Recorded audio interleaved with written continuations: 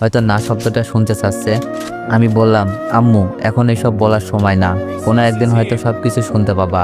তবে একটা কথা বলি, আব্বুকে বইলো না আমি ফোন দিয়েছিলাম, আব্বু অনেক কষ্ট পাবে। রাখি মা, আর আমার জন্য কেঁদো না, খুব ভালোই আছি। আর কোনটা সত্য কোনটা মিথ্যা সব তো চোখের সামনেই দেখলা। কথাটা বলে ফোনটা রেখে দিলাম। পরীক্ষা চলে আসলো, আম্মুর সাথে মাঝে একবার কথা হয়েছিল।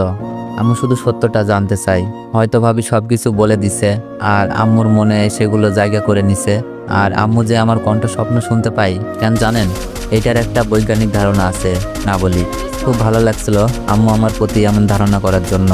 পরীক্ষা দিচ্ছি, খুব ভালোভাবে পরীক্ষা শেষ করলাম। প্রতিটা পরীক্ষায় অনেক ভালো দিয়েছি, এখন শুধু রেজাল্টের অপেক্ষা। ফ্রি টাইম পার করছি। পরীক্ষার পর আসা আমি আর রিমি অনেক জায়গা থেকে ঘুরে আসি। রুমে শুয়ে আছি, আন্টি আমাকে বলল, অনেক বাবা তুমি একটু বাসায় থেকো, রিমির মামাতো ভাই জাপান থেকে আসছে, আমরা রিসিভ করতে যাচ্ছি। রিমির মামা, কেউ কোনোদিন বলে নাই রিমির মামা আছে। রিমি তো বলছিল রিমির মামা নেই, তাহলে? আন্টি বলল, ও তুমি অবাক হচ্ছ, রিমির মামা তো অ্যাক্সিডেন্টে মারা যায়। রিমির মামাতো ভাই লেখাপড়া করার জন্য জাপান থেকে যায়, অনেক বড় চাকরি করে সে।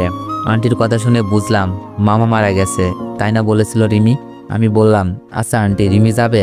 আন্টি বলল, রিমি তো অবশ্যই যাবে, রিমির সাথে হৃদয়ের বিয়ে। রিমি যাবে না? আন্টি এটা কি বললা? মন খারাপ করে বললাম, বুঝি নাই, রিমির বিয়ে কবে?